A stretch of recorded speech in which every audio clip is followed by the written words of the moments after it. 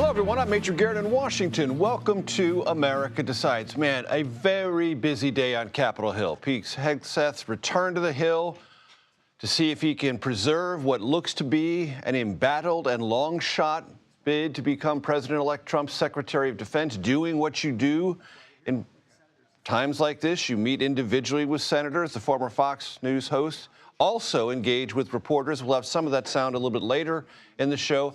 Hegseth, as you might have heard, has been variously accused of alcohol abuse, sexual misconduct, and mismanaging money when he ran a veterans nonprofit. Importantly, Hegseth has denied all allegations of wrongdoing. Also on the Hill, Elon Musk and Vivek Ramaswamy, the head of President-elect Trump's soon-to-be-created White House-adjacent Department of Government Efficiency, talking with lawmakers about how they might make proposals, which of course Congress would have to agree to slash the size and scope of the federal government. And after weeks at Mar-a-Lago dealing with transition details, President-elect is in New York City tonight to accept an award from his friends at Fox Nation.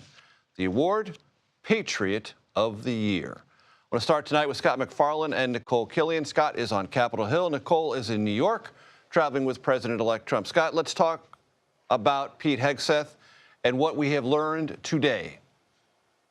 This is a fourth day in a row he's been canvassing the Capitol, doing the thing you're supposed to do. You go to the senators, try to sell yourself and sell your candidacy and secure those precious nomination confirmation votes. He is still meeting largely, if not exclusively, with the most loyal of Trump's Republican allies here at the U.S. Senate, talking to them behind closed doors and coming out and occasionally answering questions about the future of this effort to become the nation's top military official, the defense secretary.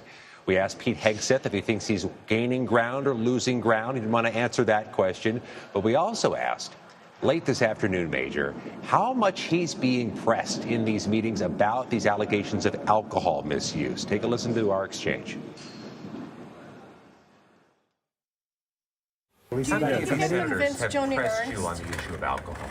Oh, we've had great conversations about who I am and what I believe, and frankly, the man I am today, because of my faith in my Lord and Savior, Jesus Christ, and my incredible wife, Jenny, right here. I'm a different man than I was years ago, and that's a redemption story that I think a lot of Americans appreciate. Let's get back to the basic math, though, Major. Need 50 votes to win a confirmation.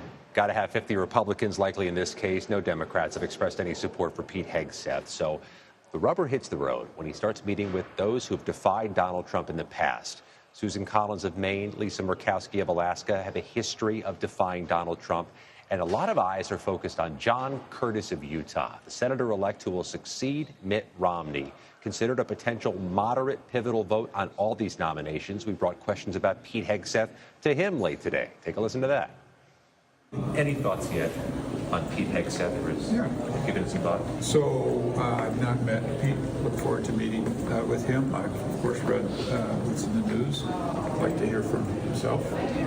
Troubled by what you hear in the news? Well, I think everybody's got concerns with what's in the news, but I think he deserves a chance to respond, and I look forward to meeting with him. Major, just not hearing any unequivocal support or commitments from any of these potential swing Republican votes.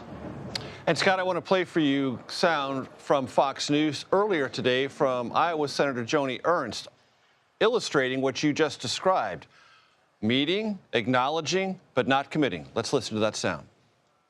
Will you support his nomination?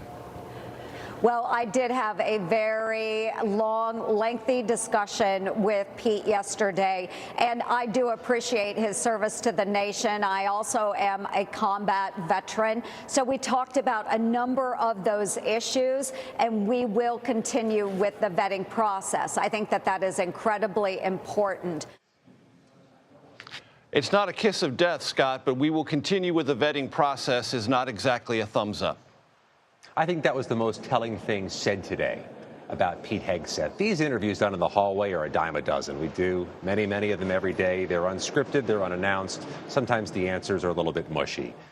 Senator Ernst knew that question was coming and allowed herself to be booked onto Fox News and its enormous audience inside the party to make an equivocating statement about Pete Hegseth. That may ring louder than anything else said inside the marble hallways today. Nikole, I want to bring you into this conversation from the perspective, as best you can gather it, from the Trump transition about Pete Hegseth's prospects and where President-elect Trump stands in relationship to those prospects and his advocacy.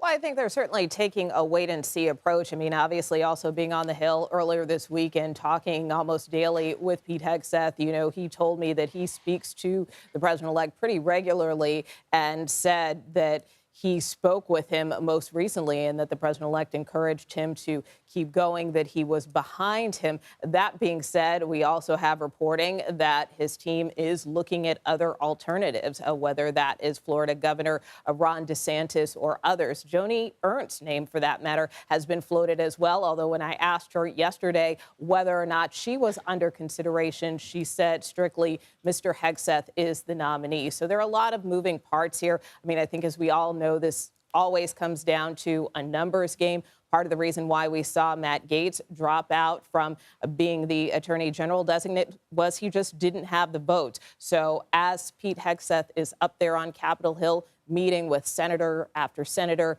you know, they're trying to get a read on whether or not those votes are there. The president-elect very much interested in whether those votes are there. And I think ultimately that will determine whether Hegseth stays in or goes.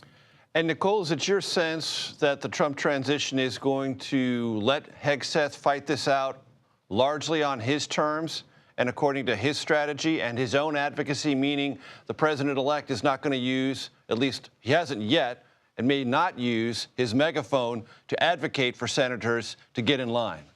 Yeah, well, again, I think we'll have to wait and see, but certainly Hegseth has made clear that he is not backing down, that he is a fighter, that he is a warrior, and he's going to ride this out as long as he can. So, again, we'll have to see how far that goes in terms of swaying any potential senators. I can say time and again when I have asked him and his team whether or not they have the votes, they will not say.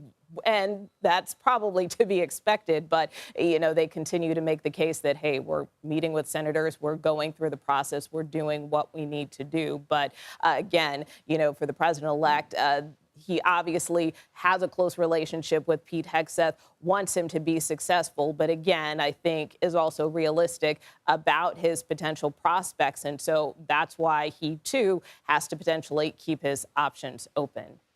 As Scott MacFarlane and Nikole Killion know, when it comes to confirmation fights, when you are confident, you speak confidently. When you are not so confident, you speak elliptically.